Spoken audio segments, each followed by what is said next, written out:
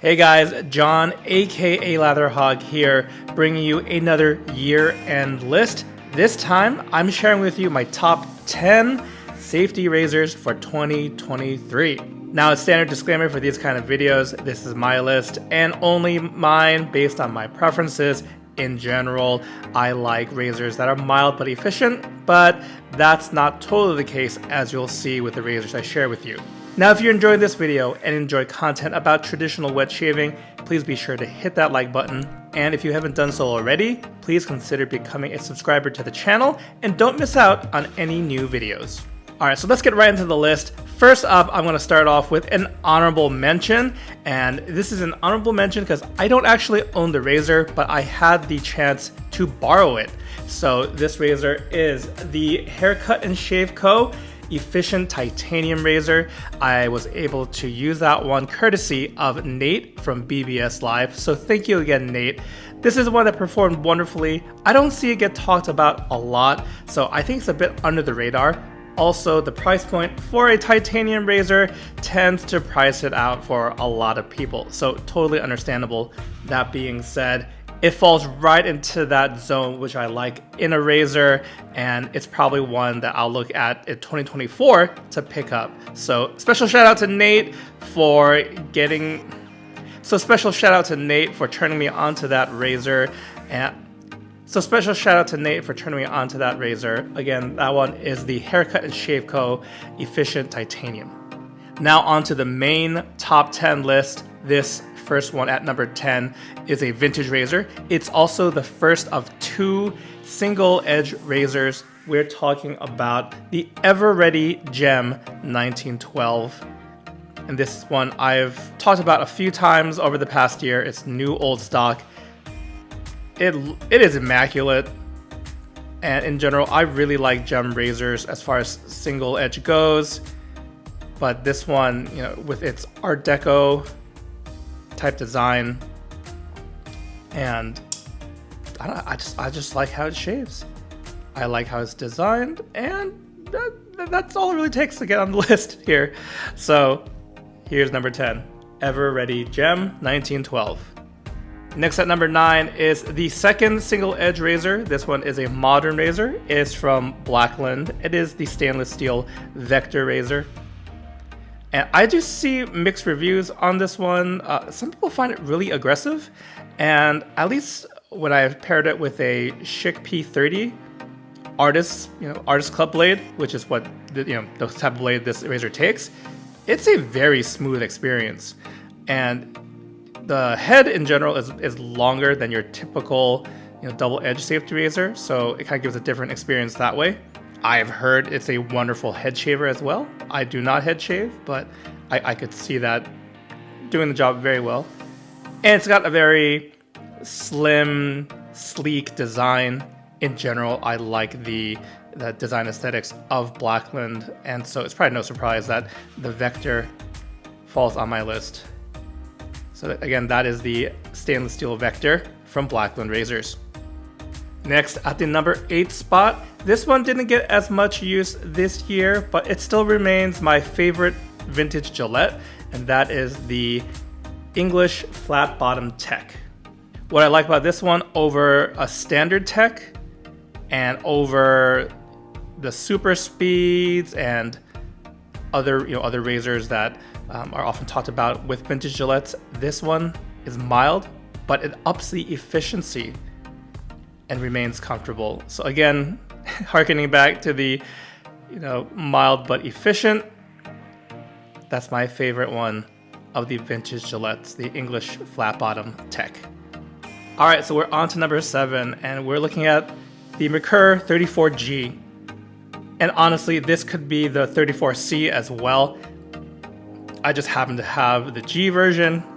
Picked this up secondhand off of a friend that was letting it go, so I was looking to replace the 34C, which I gave to a local friend getting into wet shaving, and I missed this razor. This is what I started out with, the 34C rather, and that one did the job for many years, and I thought, oh, I moved beyond it. I'm a experienced wet shaver, but no, I missed the 34C experience, and so snatched up the 34G when I had a chance. It's really just this, gold coating on top.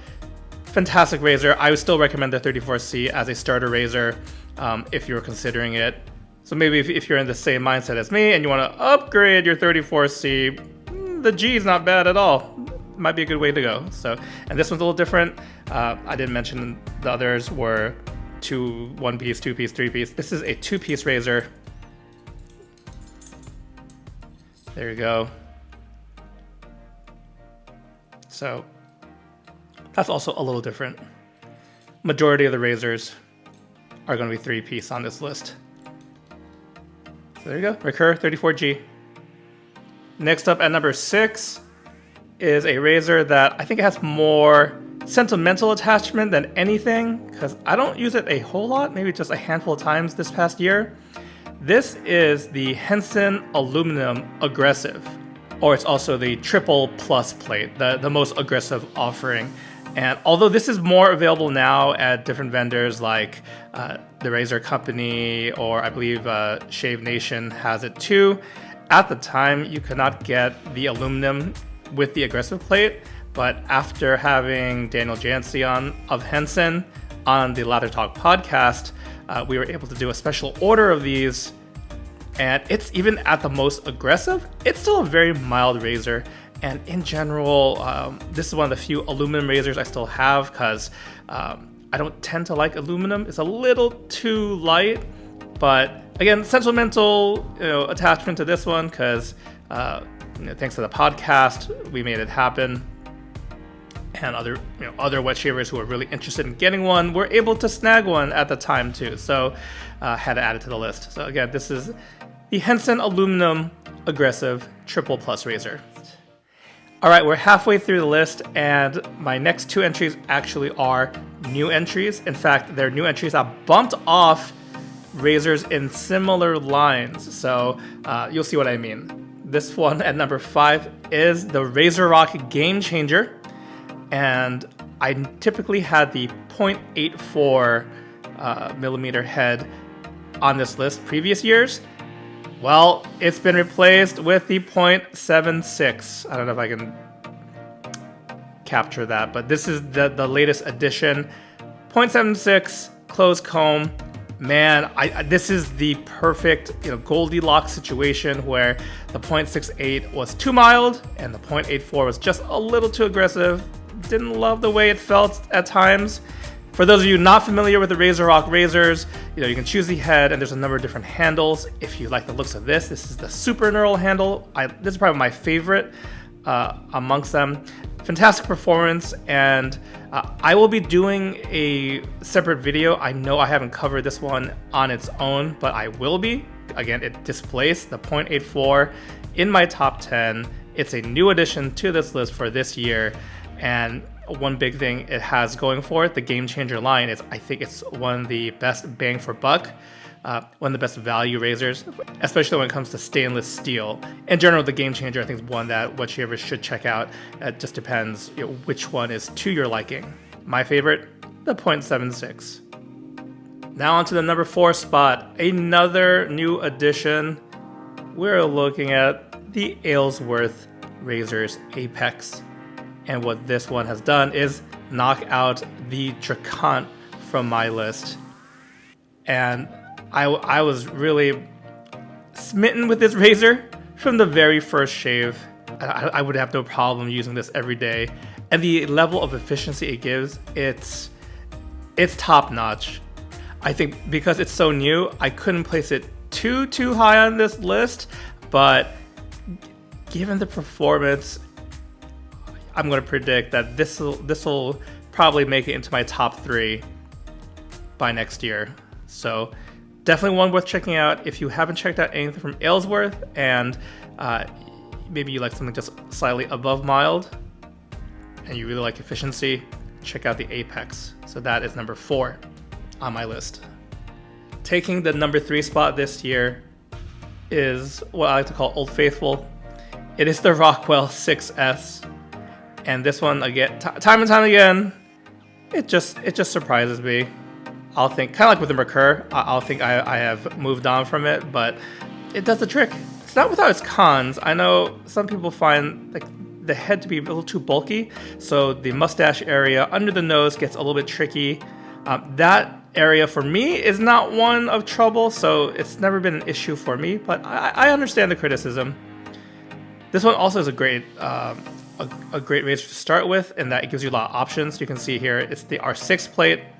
If you flip it over, it's another option. And in general, you have 6 options spread over 3 different plates. So variety is the spice of life after all. So a lot of people feel like they get 6 different razors in one.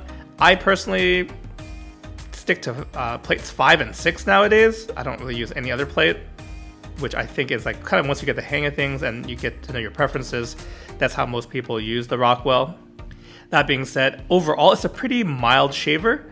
I'd reach for other razors if I have multi-days worth of growth. But honestly, guys, I've traveled with this razor. It's really never let me down. It takes whatever blade I give it with no problem and performs wonderfully. So Rockwell 6S at the number 3 spot. Now we're coming down to the wire. Number 2, we have the Cleaver Overlander. This one got a recent polish from me. Normally it comes with a bead blast finish, but I've used some flits and made this guy nice and shiny, as you might be able to see. I don't know, the lighting in this room may or may not help it. This one, it's such an easy to like razor. It's mild. It's got decent efficiency.